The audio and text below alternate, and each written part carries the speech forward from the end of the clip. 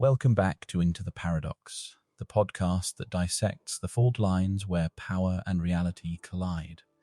Today, we are stepping behind the formidable facade of Buckingham Palace to examine a modern tragedy rooted in ancient privilege, the definitive downfall of Prince Andrew, Duke of York.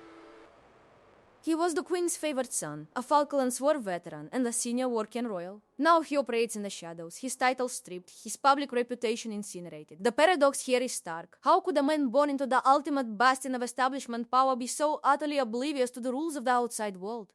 We have two core questions to tackle. Was Prince Andrew's spectacular implosion inevitable? And has this kind of seismic disgrace happened before within the stately yet deeply flawed royal system? Let's dive right into segment 1, the catastrophe and the bubble.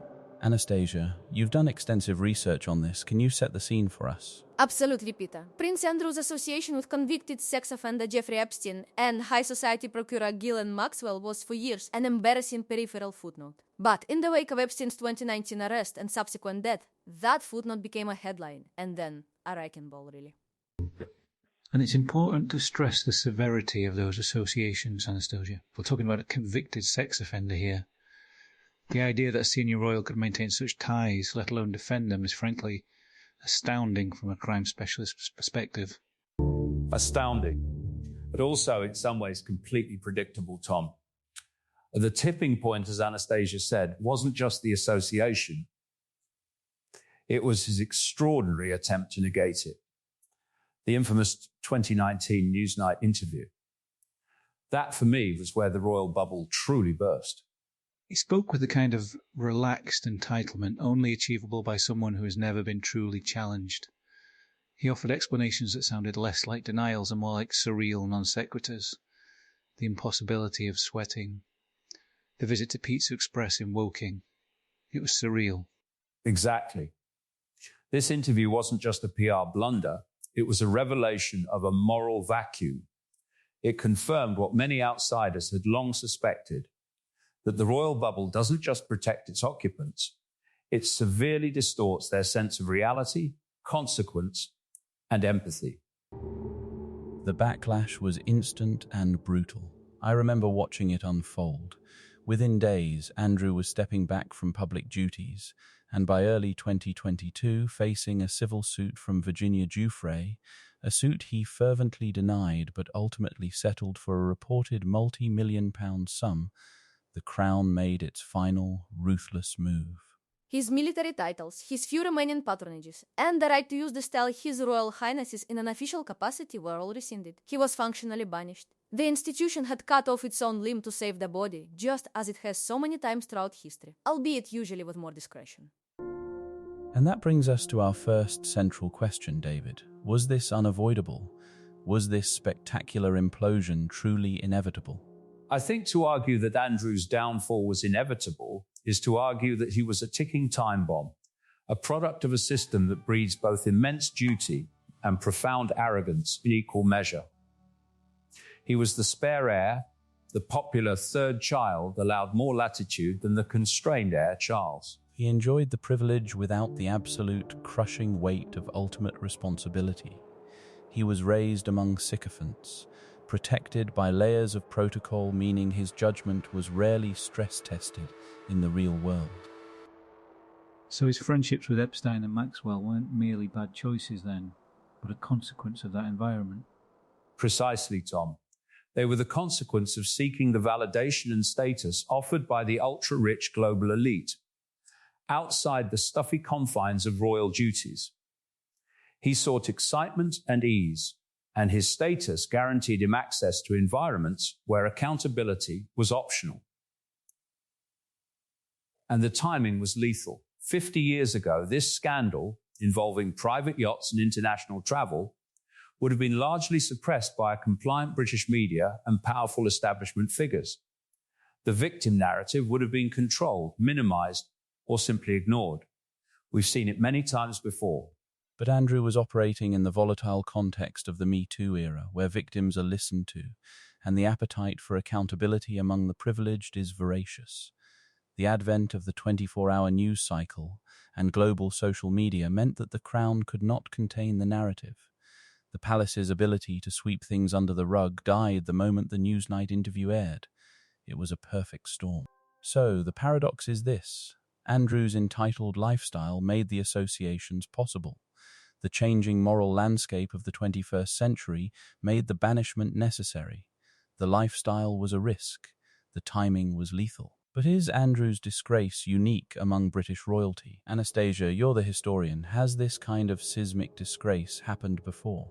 Absolutely not, Peter. Scandal is as integral to the House of Windsor as tartan and tea. While the specifics of Prince Andrew's fall, the use of private jets, the accusations of sexual misconduct, the Syrian public trial are thoroughly modern. The concept of a royal family member being deemed a threat to the stability of the crown is ancient.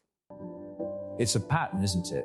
The institution protecting itself above all else. Exactly, David. We must look back to the last time an immediate male royal was so comprehensively stripped of his identity.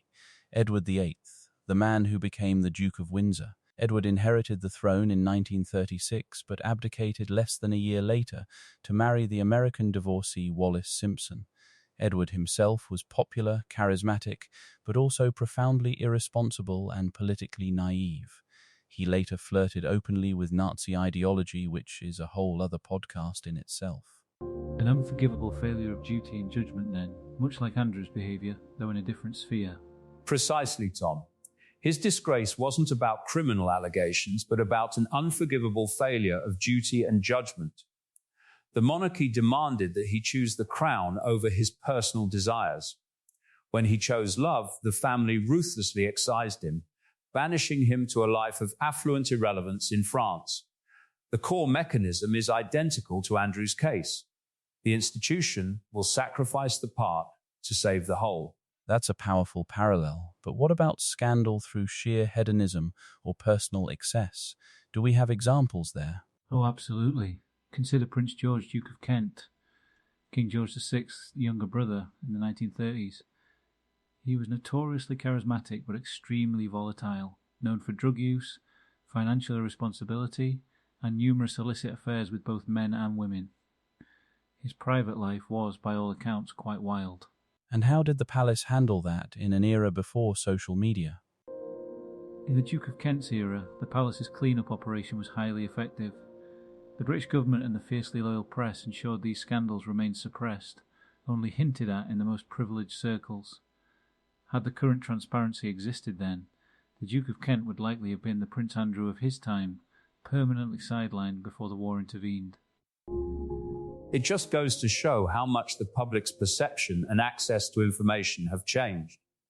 What was once hidden, or at least compartmentalized, is now instantly global and undeniable. The power of the press and the establishment has diminished considerably. The common thread is clear. The royal family tolerates eccentricity, even debauchery, up to the point where it threatens their existential mission, the maintenance of public trust. Andrew crossed that line not just through his behavior, but through his public, tone-deaf defense of it. He didn't just misbehave, he defied the unspoken rule of never explain, never complain. Fascinating. So let's move into our final segment, the legacy of banishment. Anastasia, David, Tom, what can we learn from these historical precedents and from Andrew's downfall about the nature of the crown itself? What we learn from the Duke of Windsor, the Duke of Kent, and now the Duke of York, is that the Crown is perhaps the world's most efficient, emotionally detached multinational corporation. Its primary export is stability and tradition. Any product line that threatens to undermine that brand is immediately recalled and destroyed. It's a brutal but effective survival mechanism. And Prince Andrew's spectacular implosion serves as the most potent modern warning against the dangers of royal entitlement. It showcases that even the Queen's cherished son cannot be protected when the reputational damage is existential. It was a systemic failure almost as much as a personal one.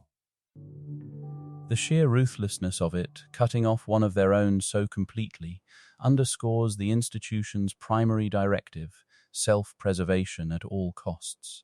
From a crime and order perspective, it's a very clear message about accountability, even if it took far too long to deliver.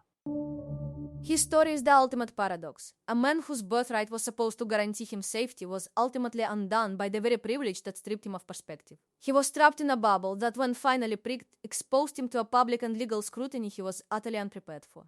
The inevitability was not that he would become entangled in a scandal, because frankly many royals have, but that, given his entrenched entitlement, he would be spectacularly incapable of handling the consequences when the modern world came knocking, and the institution, as always, adapted to survive.